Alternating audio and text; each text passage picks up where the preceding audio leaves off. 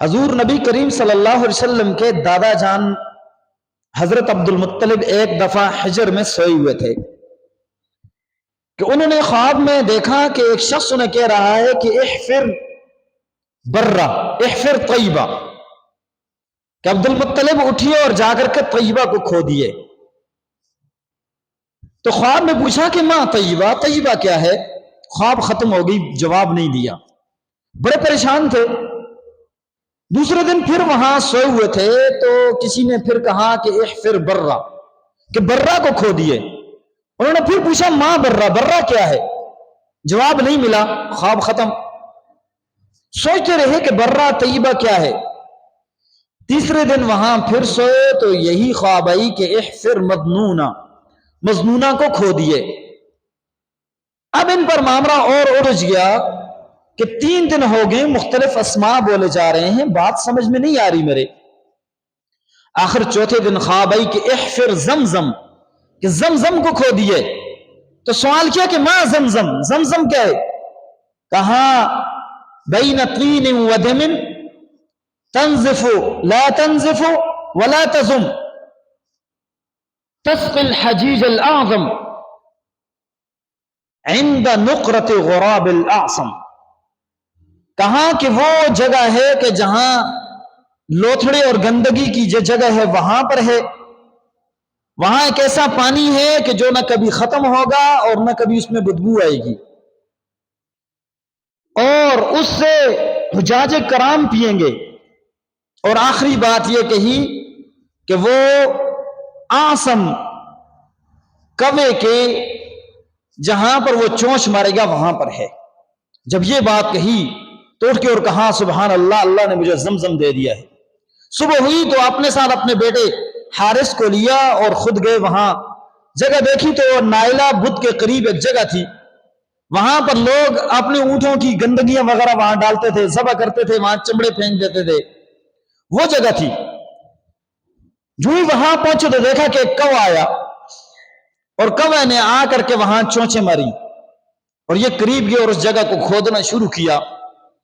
تو نیچے سے کچھ انہیں آثار نظر آئے کہ یہاں پر کوئی پانی کا کنواں ہے، منڈھیر نظر آئی انہیں۔ تو انہوں نے اللہ اکبر کا نعرہ لگایا کہ اللہ اکبر، آب زمزم مل گیا۔ سارے قبائل کے لوگ جمع ہو گئے، سب نے کہا کہ یا عبد المطلب شارکنا فی امرک، عبد المطلب ہمیں بھی شریک کرے اس میں، ہم بھی اس میں شریک ہونا چاہتے اس پانی میں۔ لیکن حضرت نے کہا نہیں، یہ اللہ نے صرف مجھے دیا ہے، اس پر آپ کا کوئی حق نہیں ہے۔ انہوں نے کہا نہیں، ہمیں شریک کرنے، چونکہ یہ بیت اللہ سب کا ہے، کعبہ سب کا ہے، لہٰذا ہمیں بھی اس میں شریک کرے، ورنہ اس پر ہماری قتال ہوگی۔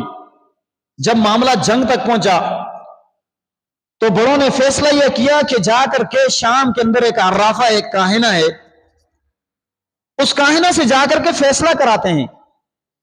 وہ جو فیصلہ کرے گی، وہ جو فیصلہ کرے گی ہمیں منظور ہوگا۔ کہا ٹھیک ہے، تمام قبائل کے لوگ نکلے۔ حضرت عبد المطلب کے ساتھ ان کے بیٹے حارث اور بنو امیہ کے چند لوگ تھے، قافلے کی شکل میں نکلے۔ درمیان میں صحرا تھا، صحرا کو عبور کرنا تھا۔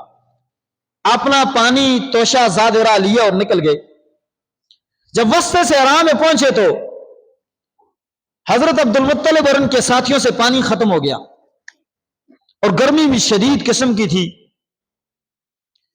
اب پانی ختم ہو گیا اور قریب تھا کہ وہ سارے کے سارے ہلاک ہو جاتے۔ لوگوں نے کہا کہ ہم اس صحرا سے نہیں نکل سکتے، کیا کیا جائے؟ حضرت نے کہا کہ ایسا کرتے ہیں، مرنا تو سب نے، اپنے لیے ایک ایک قبر، ایک ایک گڑھا کھودے، تاکہ جو ہم میں سے مر جائے ہم اس کو وہاں دفن کر دیں گے، تاکہ آخر میں ایک رہ جائے گا، اسے پرندے کھا لیں گے، جو بھی ہوگا تو سب وہاں نہ پڑے ہوں۔ اب جب انہوں نے گڑھے کھود کر کے وہاں بیٹھ کے موت کی تیاری کی تو ایک روایت میں آتا ہے کہ حضرت عبد المطلب کے ذہن میں خیال آیا، اور دوسری روایت میں آتا ہے کہ ان کے بیٹے کے ذہن میں خیال آیا کہ یہ تو عاجزوں کی طرح مرنا ہے، یہاں لیٹ کر کے ہم مر جائیں، نہیں، اٹھتے ہیں، جاتے ہیں، جہاں موت آئی وہاں گر کر کے مر جائیں گے بس۔ اٹھے اور حضرت عبد المطلب نے اپنا اونٹ اٹھایا۔ اونٹ جب کھڑا ہوا تو دیکھا نیچے سے ایک چشمہ ابل پڑا، انہوں نے اللہ اکبر کہا، سارے قبیلے والوں نے اللہ اکبر کہا کہ اللہ نے ہمیں اس صحرا میں پانی دے دیا۔ سب نے پانی پیا، دوسرے قبائل والے تھے ان کے پاس پانی تھا، وہ بھی آ گئے۔ اور جب انہوں نے دیکھا کہ اتنا میٹھا پانی، تو انہوں نے کہا واللہ یا عبد المطلب ان الذی سقاک فی هذا الفلات هذا الماء وهو الذی اسقاک زمزم، کہ قسم ہے اس ذات کی کہ جس نے آپ کو اس لخدک صحرا میں پانی پلایا ہے وہی آپ کو زمزم بھی پلاتا ہے۔